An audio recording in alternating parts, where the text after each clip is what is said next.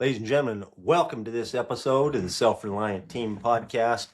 My name is Shane Jacob, your host, and I thank you for taking your time to be here with me today. Thinking about kind of rebranding our operation here. I'm thinking about a new name for the podcast. One that was proposed was I Love My Job. I love my job creating workplaces where people want to be. I kind of like that, as long as people don't take I love my job sarcastically. Sometimes people use I love my job as a sarcastic comment, but in this case, it would be a literal meaning. I love my job. And making this podcast about creating places, workplaces, environments, cultures where people want to be, where they can excel, and where we can have a bunch of success. Speaking for me, I got into, I started with employees. I knew that I could only accomplish so much by myself, and I was by myself for not very long. I started with employees in, I want to say 1992-ish, maybe 91, I don't know. And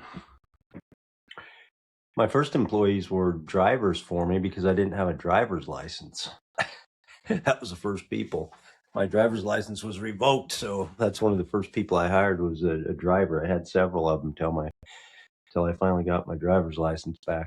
But and then it went on from there. I knew that there's only so much I could do by myself, and so in order to grow and have more and do more, I'd have to have people help me get it done. And I also knew that the quality of those people, I thought it was all about the quality of the people. I didn't really realize it was about the quality of how I led the people and what I could develop people into being.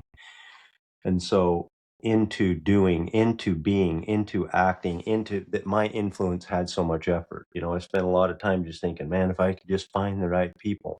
And, people's what they show up with, what they bring to the party, what they bring to the table. I'm not discounting that and saying it's not important. I'm just saying I think a lot of us, including myself, didn't really say, well, let me see how well I can develop people. Let me see what good I can get at this.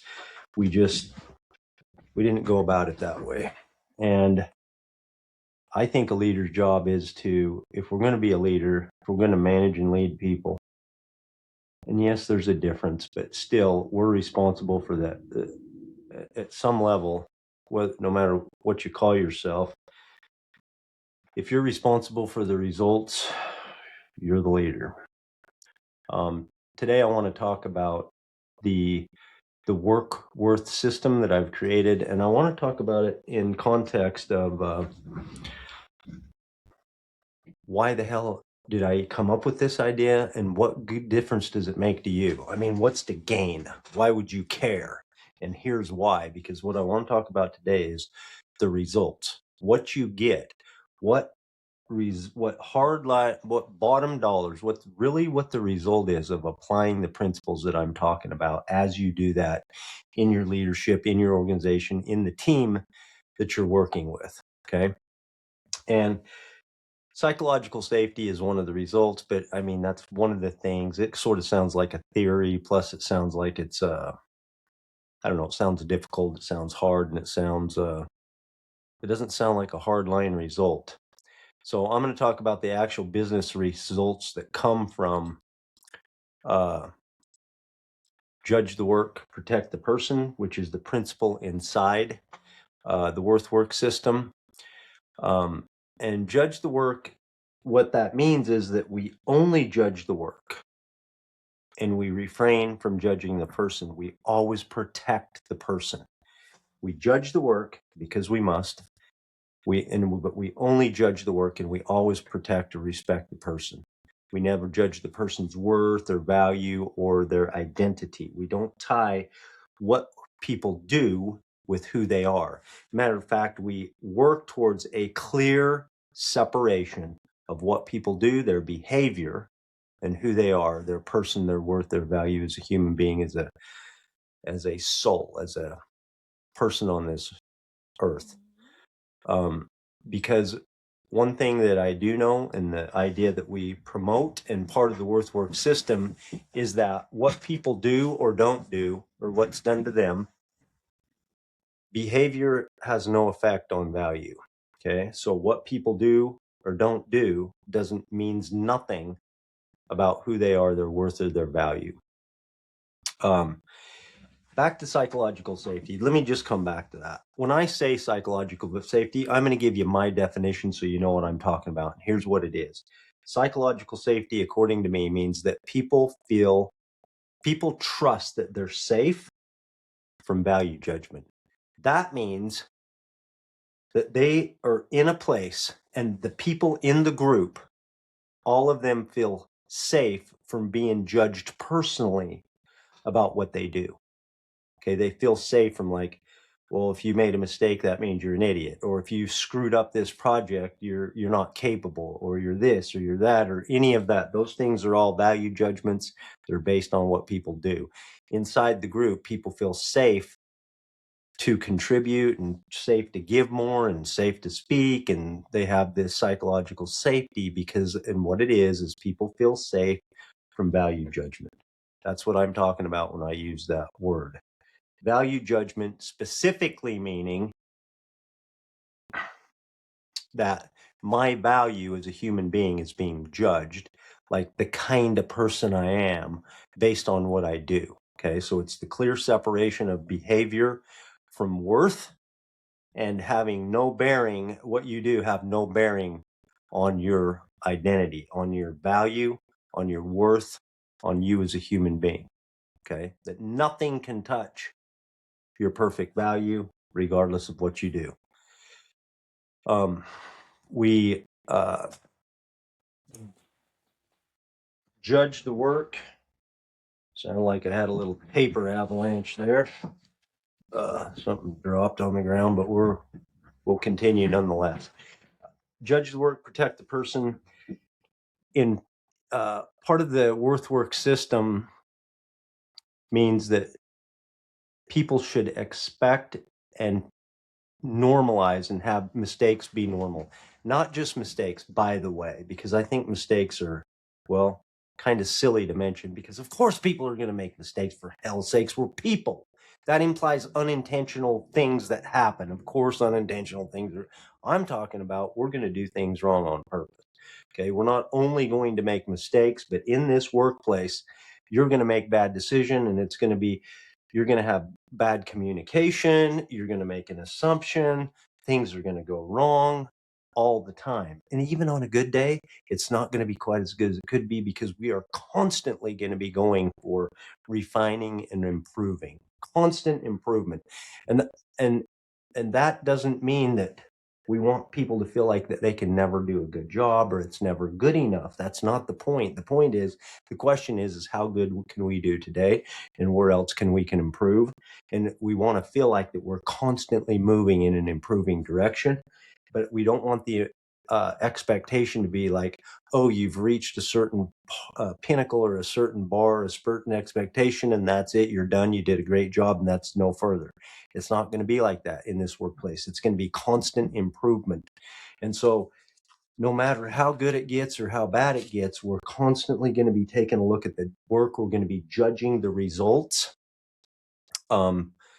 regardless of what the results are, meaning no matter why they happened, whether it was poor judgment, because sometimes you're going to need the correction. Maybe the things that you're doing are going to not be working, and we're going to have to do it differently or do it better.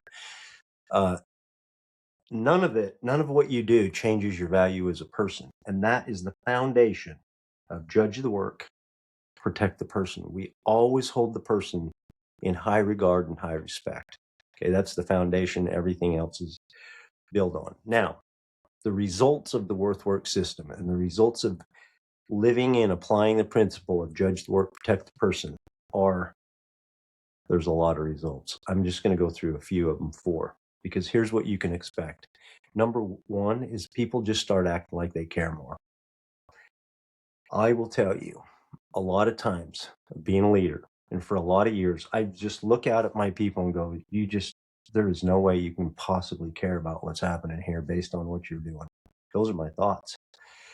And sometimes we look and we're disappointed and we're sad and angry and frustrated because it just doesn't seem like people care. They don't put pride in their work. They're not trying hard enough. They're just barely doing enough to get by. And things like this are our thoughts. And what I'm talking about is the opposite. People start acting like they're invested, like they care, like they want to do better. Okay. You can almost see it in their faces because people become less guarded, they become more friendly, they just kind of lighten up, they're a little more energetic. Um, but when people start to feel safer through this psychological safety and through the judge the work, protect the person, they they start trying harder. Okay, it just seems like that you can notice a change in how people start to show up. They communicate more. Okay, they're more open about what's happening. They're more apt to communicate things that are going wrong. They're more apt to communicate ideas and make recommendations. They're more apt to get clear on assumptions that they're making because they feel valued, okay, and not under scrutiny that if they have a bad idea or if they screw up, that they're going to be deemed as not capable, or it's going to mean something about who they are. Then they're more likely to contribute. Okay, they have more engagement, and they work harder to get along. They work harder to get better results. And the thing is that people just start presenting. They start showing up as people who care more. And as leaders, that's pretty. If you're the one in charge, I mean, that's amazing. It's just so nice to be able to have people like, wow, who are you? You know what I'm saying? Sometimes I think that I'm like, you do actually care. And really it's not. As leaders, the assumption that we're making that you just don't care, usually we're wrong about that. Usually there's a reason, and usually we're not, quote unquote, the cause. People still do what they do and they're responsible for what they do, but we have a tremendous influence and we can help to create the environment. What that means is we can help people have feelings. Okay, we can't force them to think certain thoughts that's going to cause them to feel a certain way, but we have a tremendous influence with the way that we relate and interact, and by the rules of engagement that we set up, how we do things here. Okay, result number two, this is a big one, and it's called less defensiveness. Okay, people just become less defensive. So let's just talk about defensiveness. I think we all know what it is, but defensive is expensive. Okay, I just made that up, but I think first time I've heard it that I can recall. Defensive is expensive, okay? And I'm telling you, it is. It kills productivity, it wastes time, it prevents learning. So here's what's happening when people are defensive. Let's just break down like what defensiveness is, okay? If I come to somebody or somebody comes to me, let's have somebody come to me in this example, and I'm the one that's doing something that isn't working. And my leader comes to me and says, Shane, what you're doing isn't working. We're going to need you to do it differently. Okay. Who comes to me is usually the leaders, usually talking about the work. Okay. They're not usually saying, hey, dipshit, you're doing it wrong, do it right. Sometimes that's the case, but usually they're just like, hey, we need you to change what you're doing. This isn't personal. But they don't say it's not personal. They just, some people handle feedback better than others, and some people give feedback better than others. Feedback meaning, hey, we need you to change what you're doing. Okay. Usually when people are doing great, we don't call that feedback. We call it praise or compliments or something like that. But anyway, the leader's usually talking about the work, but what I hear, or the employee or the team member or the person receiving the feedback or the correction or the improvement or the training, even usually what we hear is something totally different.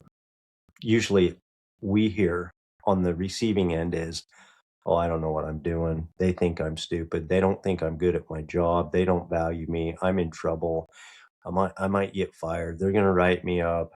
They're going to think this. They're going to think that. We're always trying to control the narrative of what we think other people think about us at work because the stakes are so high because it's our money. And so we have all this internal thought going on about what all this means about us and how the other people are going to think or perceive us and all the effect it's going to have on us. And that's all we can think of. So then we just start defending ourselves. And so what is it that we're actually defending? Think about that. What are you defending? Are you defending the work? Because that's pretty hard to do because what you're doing wasn't working. How are you going to defend that? But sometimes we do it anyway. Okay. And it's not really because people are difficult. It's because what we're trying to defend is our value. Okay. We're just trying to say, hey, am I still okay because I did that? And so in our own brain, all this stuff just happens automatically. Most of it's not thought through. It's not intentional. Just automatically, we just get defensive and fight back, and we want to hold and prove and defend our position and defend our worth, even though it's not being attacked. So then we do things like when we think our value's under attack, we start blaming other people. Well, I was told. Well, they told me. Well, I didn't get that email. I didn't know. And then, all the different reasons of why it had nothing to do with me that we're getting this poor result. All these quote unquote reasons that are all these excuses why, because I can't look at the work myself because I think it's tied to my value. So my brain causes me to say, hey, it's not me, it's somebody else. And that's called not taking responsibility and not being accountable. The work worth system creates the opportunity for people to objectively, to be humble, to use humility. Okay. What that means, people don't really understand that word. What it means is the openness and the willingness to be teachable, to look at yourself and not make what you've done mean that you're an idiot and that you suck, but to look at what you're doing and say, oh, I can improve this. How would I be able to do that? Please help me because I want to, participate in a better solution than what we're getting right here. The WorthWork system creates the opportunity for people to objectively look at their work, okay, without it making it mean something about themselves, about the person. Okay. That when people can objectively look at the work, they're open to change it and move forward and have progress towards a better result in the future. When people are defensive, the reason it costs so much time and money is because people talk about other people. That causes all these people problems with drama and blaming and complaining, and they're not accountable. And so if it wasn't them, then there's nothing they can do, for hell's sakes. It's got to be somebody else who's going to fix this problem. They did all they could do. Go talk to somebody else. I mean, here I am, but it wasn't me. Okay, so as the opposite being, what can I do in this situation? I'll talk more on that in a minute. The WorthWork system prepares people beforehand to receive correction, feedback. Okay, because one of the things that we do is we let everybody know that we're all in this organization. We're all equal. What that means is that whether it's the CEO or the owner, down to the guy that just got hired yesterday sweeping the floor, we're all equal. And we at the top, quote unquote top, we have a higher position in the company, but we don't have higher value than anybody. We're all 100% equal. And we want you to know that. And we're going to treat you that way, regardless of what you do or don't do in this company. We're always going to have respect. And that is the key to the protect the person part. We also tell people that their work will never be perfect. Okay. It's not only that you're going to have miscommunicate. We set the expectation. Don't expect everything's going to roll well. Expect things are not going to go well. You're not going to understand it clearly. You're not going to clearly understand the expectation. We're going to have tons of communication breakdowns. You're going to operate on incorrect assumptions. There's going to be so many things that go wrong. Expect it to be that way and expect it to be normal, and expect when it happens to open it up and hopefully objectively look at it and work together to solve the problem, to move forward, rather than to look at ourselves and try blaming and being defensive about it. Okay. There's always going to be problems, and people are going to do things wrong on purpose sometimes. And so is the leadership of the company. Okay. And I'm not talking about making mistakes. I'm talking about doing things wrong on purpose, not to try to sabotage the company, but people. This is not said, but I've talked about this from time to time, and that is that people do things wrong on purpose, and you better get used to that fact if you're a human being, okay? Because to say that, oh, I accidentally had 3 extra cookies that weren't on my diet plan is ridiculous. You did that damn thing on purpose, and that doesn't have anything to do with your value as a person. Okay. It's just something that you did that maybe if you recognize it and accept that it doesn't change your value, you'll have better odds of not doing it next time if that's not the way you want to live. People that acknowledge this, that it doesn't change their value, do less of it. And people that defend it and try to make up excuses and do all this and that and the other, it's damaging to the way that they think about themselves, and it doesn't work well, and it just kind of feeds itself and it gets more and more. Correction, feedback is normal. It's going to happen a lot. Correction, training, it's going to be an ongoing deal. And then the other thing that we do is we preface correction and feedback as part of the system.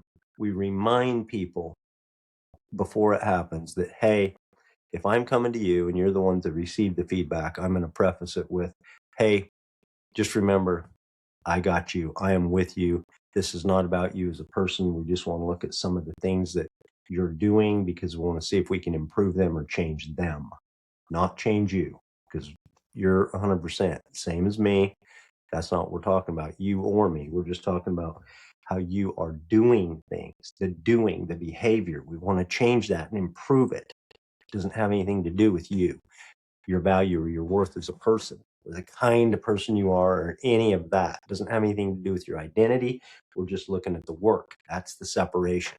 When we preface it, and that was a long preface, it can be something as simple as, hey, just want you to know this isn't about you. This is just about this project, or this is just about this activity or this thing that you're doing that we want to change how you're doing. And we ask people to accept that openly, objectively, look at the work, and it's much more likely to happen with these ideas in place and when we behave that way as their leaders. Okay. Now, what we've done, we can't control how people think about it. But what we've done is we've given the best chance that people can consciously separate what they do with who they are. And they know, because we're reminding them that we hold them in high regard.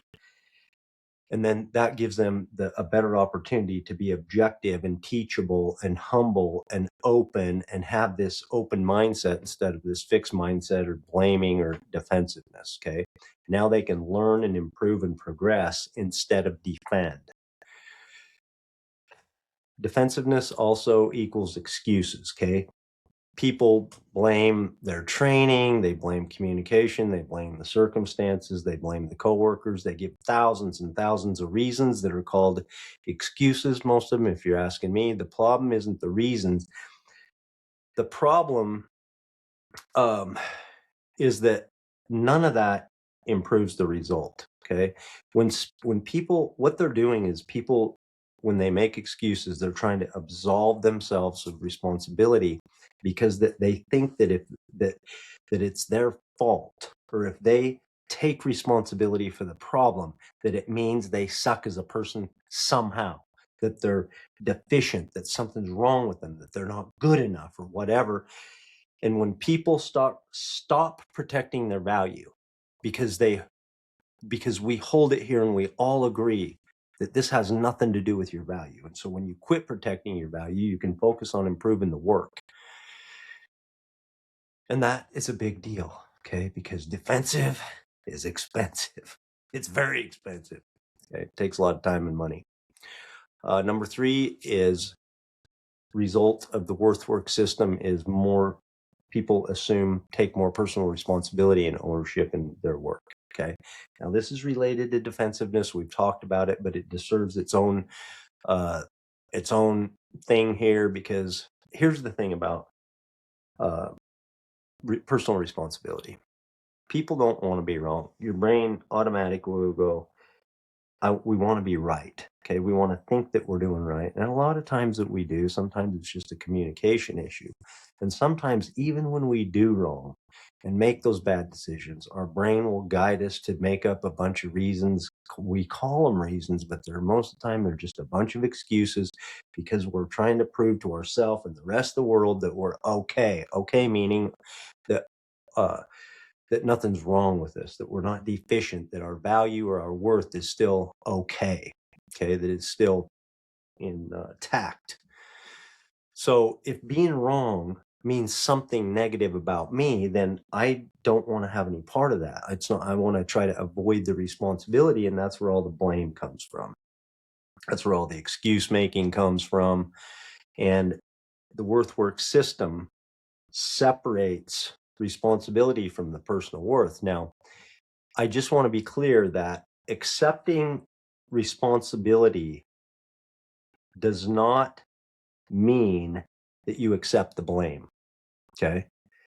Accepting responsibility simply means, it doesn't mean you're incompetent. It doesn't even mean you screwed up. It doesn't mean that you're a failure. It simply means that in order to improve the result, there's something I can do. I can change something to get a better result. It's knowing that. That is personal responsibility. So the big question that we use, and I mean, it's so simple, but I really got this clear to me when I interviewed Matt Pond for the Horsemanship Journey. And his question was, what can I do? What can I do? In this situation, what can I do? To me, that is the essence of personal responsibility. It's looking at a problem, looking at a challenge, looking at a roadblock, looking at a setback, looking at something's not going the way we want it to, and asking that one question: what can I do in this to improve it? Rather than all the other questions you can ask yourself or all the other statements you can make. I wonder who did this. I wonder why this. I wish they wouldn't have done that. Well, if they wouldn't have done this, well, I wouldn't have done this if I had blah, blah, blah, blah, blah. All this other stuff is a waste of time. You start asking yourself what you can do and you start answering that, now you're moving forward. You're making progress. So that one question is personal responsibility, and that changes everything. I use personal responsibility and ownership as basically the same thing. Okay. When I talk about personal responsibility and taking ownership, I'm talking about the same thing, just to be clear about language and definitions. Okay. There's one more major result. There's so many, actually, there's many, many, many more results of the WorthWorks system. Today, I'm only going to give you one more. And that's result number 4 out of, I don't know, I haven't had, there's a lot. We'll just say that. Much more than the 4 that I'm talking about here today. The 4th one is we have less conflict. Now, conflict sometimes can be good because, according to the Gottmans, who are marriage and relationship people, I guess we'll call them experts, and I agree with this, that the goal of conflict is understanding. So all conflict is not bad. However, excessive conflict, and if we can reduce conflict, the tension and the people friction is what I'm talking about, and the unwillingness to go for understanding and unwillingness to go for resolution. I'm just talking about conflict that is not helpful. And there's plenty of it in just about every workplace, including my own that I've been at. And the WorthWorks system, and I started it in my own company. It's kind of my laboratory. Reduces conflict significantly, measurably. Okay. And that saves time and money. It saves money, saves companies money. Conflicts come from a lot of places. One of the major places that conflict comes from is, like I mentioned earlier, because we want to control what other people think about us. Okay. Now, the stakes are high at work because it's my money. It's my survival. It's my family. It's my mortgage. It's my payment. It's it's my food. It's my rice bowl. It's so important. that the stakes are high.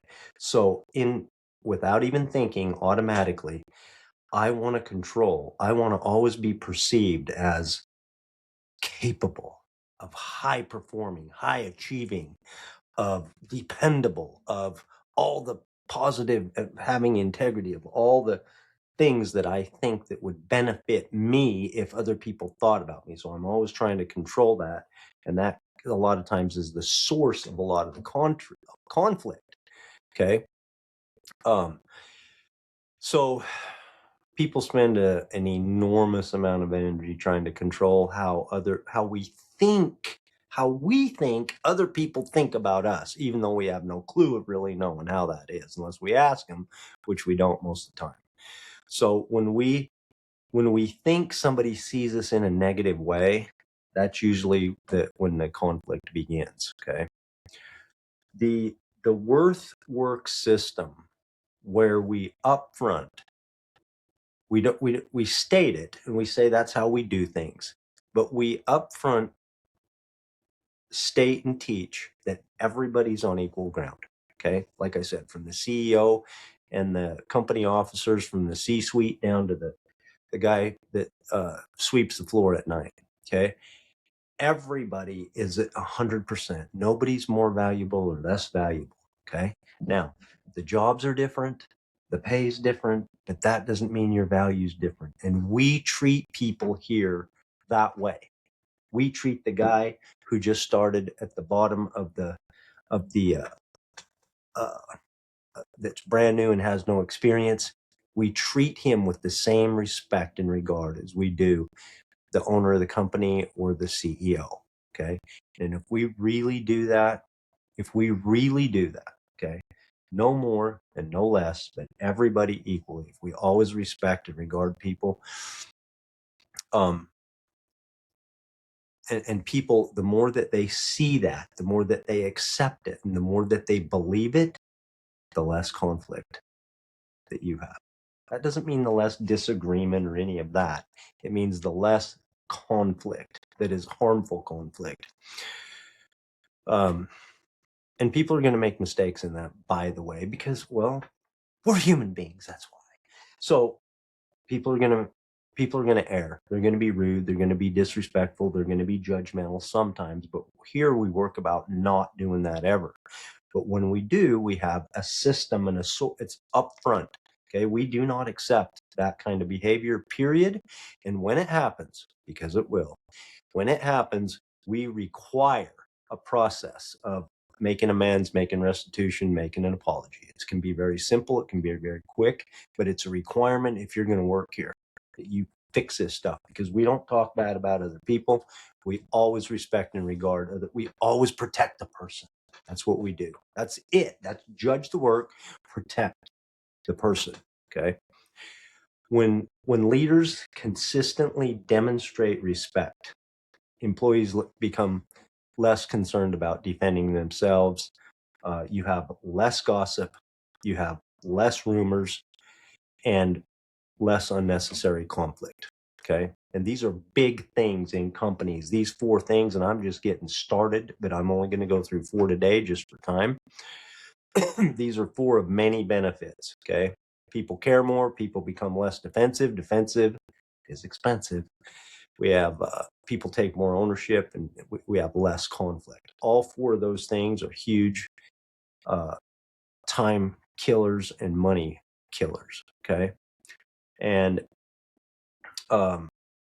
here's the bottom line is when we have better effectiveness, when we have less wasted time and more effectiveness, we have more profitability, and we have a better experience for everybody in the company. Because here's the deal.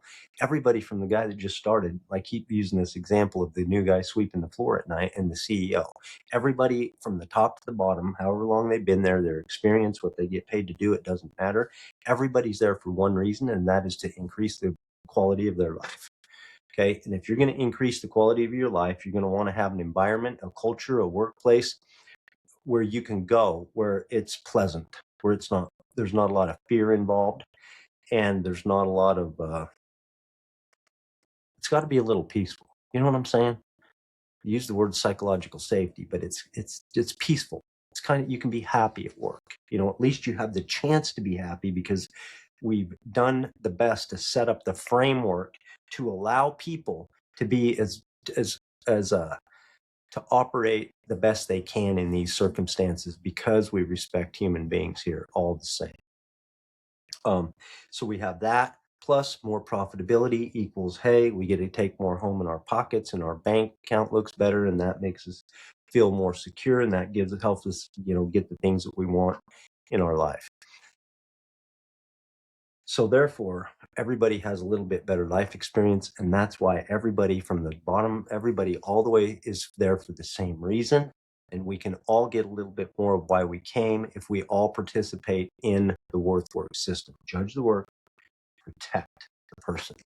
These are just some of the benefits. There may be, and I might do another episode, and go through a whole nother series of why, because truly, the benefits are unbelievable. There's just so many more. Okay. If you'd like to learn more about the work system or how to implement these ideas in your own company, in your own organization, in your own family, you can reach out anytime to ShaneJacob.com. I appreciate you being with us. Remember, my friends, your value is non-negotiable. Stay with me.